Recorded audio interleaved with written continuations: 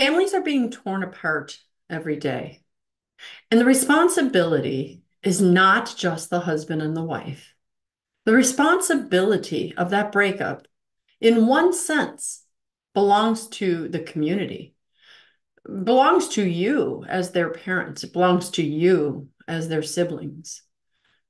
I want to focus a little bit on what I've seen so often, it makes me sad.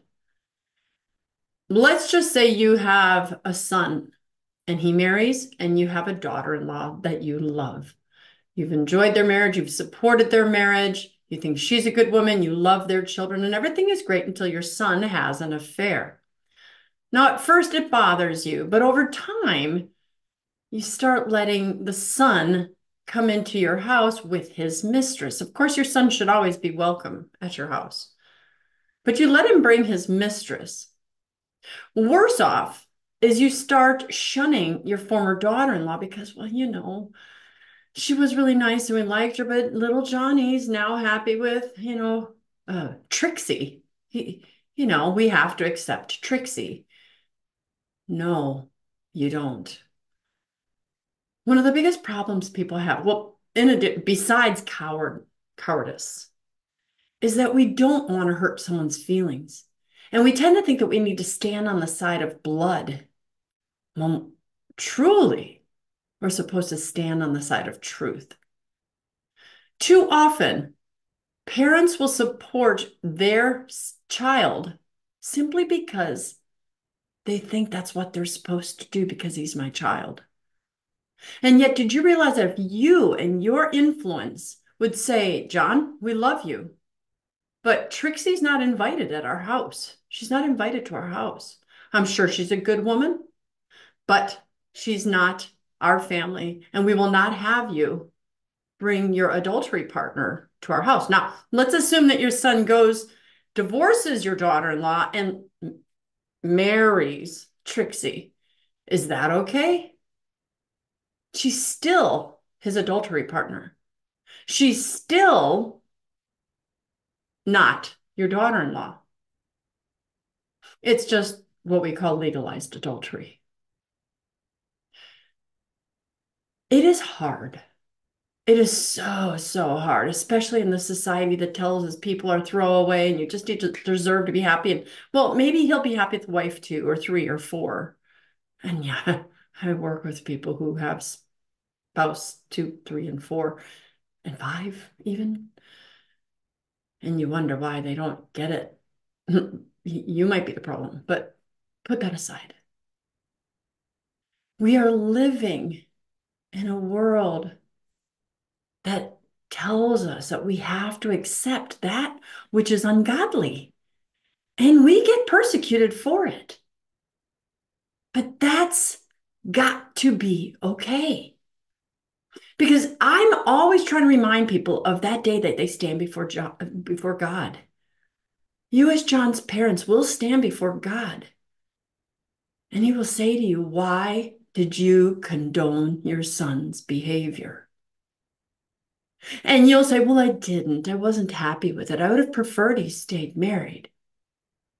But God will say, you supported his relationship with Trixie. You brought her into your home, which is an act of support. Oftentimes, you shunned your daughter-in-law. We are the body of Christ, and we have a responsibility. We are a community. And yeah, you're going to get persecuted and laughed at, and I don't care anymore. I will be the one that says to someone, you need to go back to your spouse. I know you didn't have a good marriage, or I know it's hard. I know that there's going to be problems, but we're here to speak truth and good and right over that, which seems to make us happy, over that which the culture says is okay. So I'm kind of hitting up you in-laws right here. You do not have to invite Trixie to Thanksgiving and Christmas. As a matter of fact, if your son says to you, well, if you don't invite Trixie, I'm not coming either, then you may have to spend Thanksgiving without John and Trixie. But you're standing on your morals. Values. You've got to be a person of values. And this is true of siblings as well. You don't have a responsibility to support your brother's relationship with Trixie. Now, none of this means that you are to be unkind to Trixie, but you are not to welcome someone into an adulterous situation. You are not to welcome them into a situation which goes against God, which also hurts John's children, your nieces and nephews, your grandchildren. How do you think they feel when they look at you welcoming Trixie to the Thanksgiving table with Dad, and they know that their mommy is not there? Maybe mom's by herself. Maybe she's had to go with friends. And even if she went to her own parents' house and she's alone, your children, your grandchildren, your nieces and nephews are watching what you do, and they need to see you say, I'm sorry. I love you, John, but you need to go back to your wife. Mm-hmm. My grandchildren deserve that.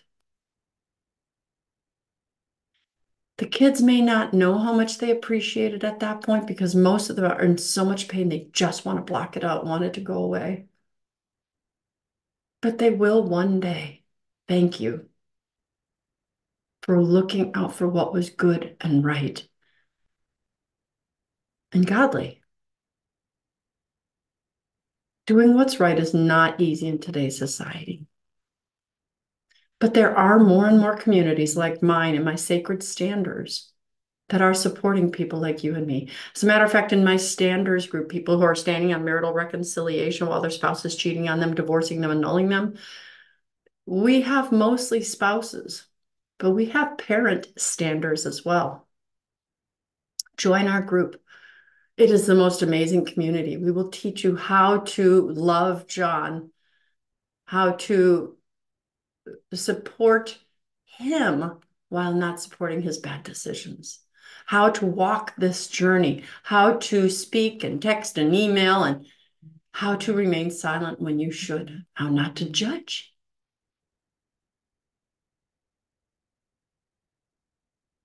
It's a tough situation, and I'm not going to pretend that it's not. But you're called to be strong and courageous.